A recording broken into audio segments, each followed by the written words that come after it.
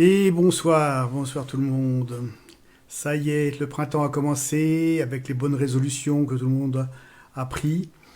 Et ce soir, nous allons parler des cures et des jeûnes. C'est une habitude, une tradition, ça fait partie de notre culture de faire de la détox, du nettoyage au printemps après les fêtes, quand on a fait de ripaille pendant les quelques jours de Noël et de Nouvel An.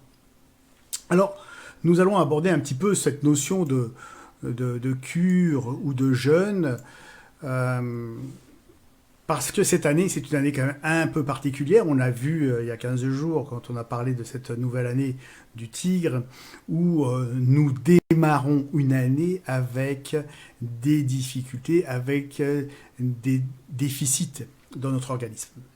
Alors, la notion de cure et de jeûne sont-ils appropriés dans cette période-là? Revenons déjà sur le principe de la cure ou du jeûne.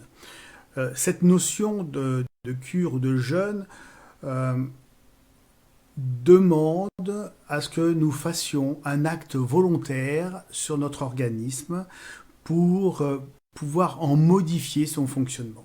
C'est la première des choses. C'est-à-dire que nous sommes conscients et nous sommes en accord, pleinement en accord sur la volonté de modifier quelque chose. Et qu'est-ce qu'on va chercher à modifier? On va chercher progressivement à créer une carence ou un manque. Pourquoi on veut chercher un manque? Pour pouvoir arriver à remobiliser, à faire bouger des choses dans notre organisme afin de nous alléger, de débloquer, de libérer des tensions que nous pourrions avoir. Cette notion de jeûne ou de cure que nous pouvons faire, c'est un travail, une démarche intellectuelle, voire un travail de l'esprit. C'est un travail spirituel où on va faire cet effort. Alors, pour commencer, il faut y aller tout doucement. On va supprimer des choses de notre vie de tous les jours. Qu'est-ce qu'on peut supprimer? Bien sûr, on va parler de l'alimentation, mais ce n'est pas forcément que l'alimentation. Ça peut aussi d'être ces petits systèmes addictifs qui font que nous sommes toujours dans cette ritualisation de gestes, d'habitudes, d'alimentation, de manies qu'on pourrait supprimer pour pouvoir créer ce petit vide. Alors, le plus courant, c'est la nourriture. On va chercher à alléger notre alimentation en supprimant des choses qui sont euh, trop habituelles. Alors, au départ, on va prendre ce qui est dans l'addiction ou dans les coutumes de l'alimentation. On va prendre tous les excitants, tout ce qui va chercher à nous stimuler, à bouger notre corps, café, thé, les alcools, on va supprimer ça. Le sucre, on peut aussi le diminuer. Mais également dans les aliments, les viandes rouges, les céréales. Ces aliments qui sont des grands stimulants et qui vont nous provoquer un agacement. Alors, les produits laitiers également, hein, vous pouvez les supprimer parce que ça fait partie des stimulants. Qu'est-ce qui va se passer quand on va commencer à supprimer ça? On va sentir cette notion de manque, ce qui va nous mettre dans une situation de tension, tension intérieure, colère, énervement, agitation, insomnie. Mais comme c'est notre acte personnel, c'est notre volonté de le faire, on va essayer de l'accepter, ça va durer quelques jours et progressivement, les systèmes vont diminuer, ces tensions vont diminuer et on va se sentir beaucoup plus à l'aise. Ce travail a pour but de libérer des tensions intérieures, aussi bien des tensions organiques, c'est-à-dire des encombrements, Principalement, c'est quand on a beaucoup de liquide, beaucoup de gras, de liquides qui ont stagné, qu'on va dégager ça pour perdre un peu de poids, pour remettre une vacuité, une circulation dans le corps, mais également des tensions intellectuelles ou des tensions émotionnelles.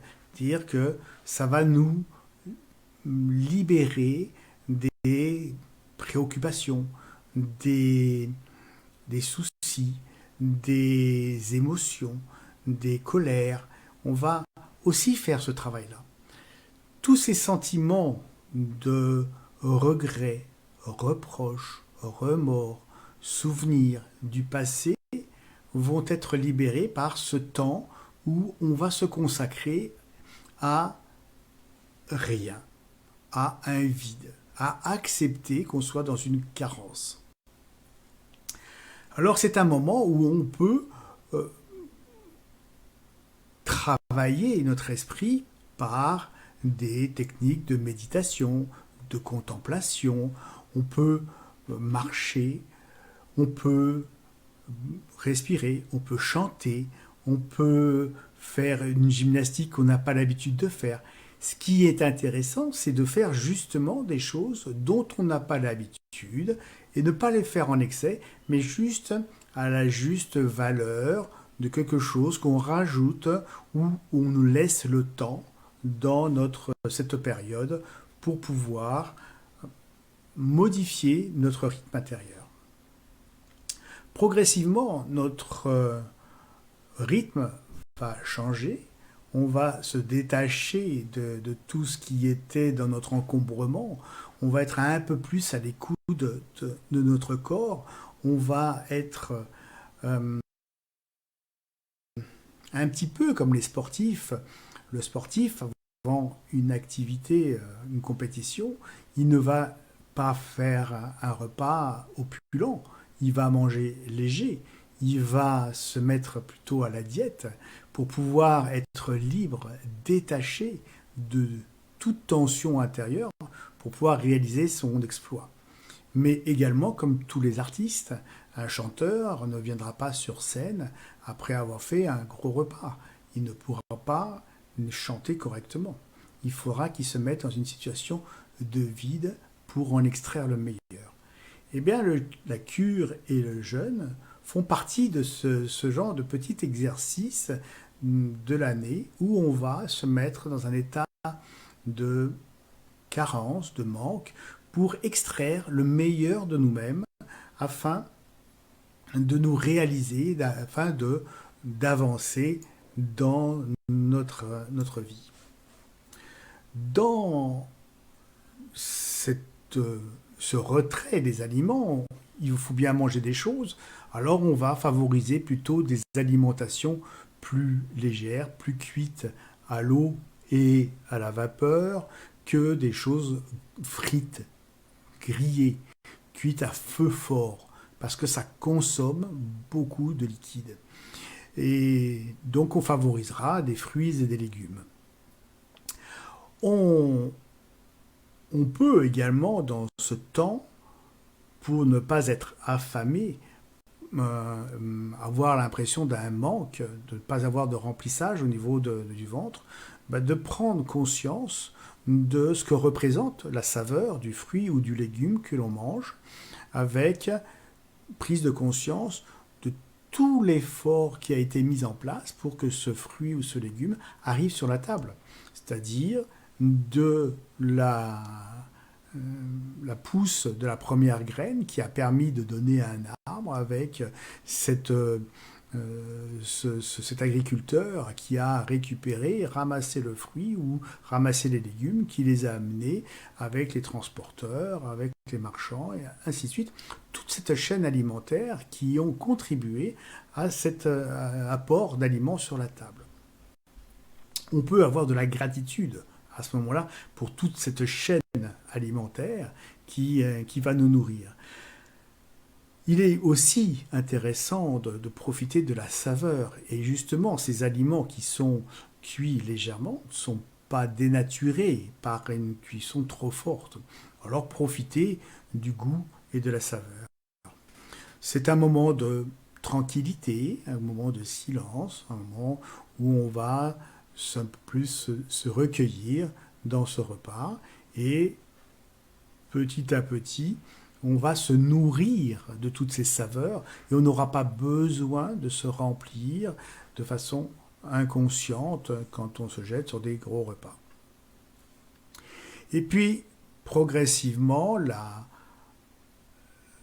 cure va avancer, le jeûne va avancer et on va arriver à une fin, puisqu'il faut se donner une fin. Alors ça peut être 20 jours, 15 jours, 7 jours. Il y a un moment de fin qui progressivement va permettre de réintégrer des aliments, pas en se jetant dessus pour pouvoir combler ce vide qui n'était en fait qu'un vide nécessaire, utile au bon fonctionnement des organes. Qu'en est-il cette année? Cette année, comme on est dans une carence et que le jeûne et la cure ont pour but principalement de dégager des choses, on n'a pas trop les moyens de dégager. On n'aura pas trop les moyens de prendre des aliments qui sont des dépuratifs, des émonctoires, qui vont permettre d'éliminer par les selles ou par les urines beaucoup plus de matière. Donc les aliments comme les artichauts, les pissenlits, le radis noir, le bouleau, je ne dis pas qu'il ne faut pas en prendre, mais par rapport aux autres années, il va falloir faire des petites cures, se dire pendant 2, 3 jours j'en prends consciemment, j'arrête un peu et j'en reprends. Pourquoi? Parce que si vous n'avez pas suffisamment de liquide dans le corps et que vous urinez davantage parce que vous prenez du pissenlit ou des queues de cerises, vous allez vous retrouver à vous assécher et en fait vous allez aggraver la situation. Donc, soyons raisonnables, on peut le faire en se donnant des limites. Les limites qu'on peut se donner, c'est se dire pendant 3 jours, je fais, puis j'arrête 2 jours, 3 jours, et je reprends 3 jours, 2 jours, ainsi de suite. Et en compensation, de s'hydrater avec principalement de l'eau chaude pour compenser le manque ou l'élimination qui va se faire.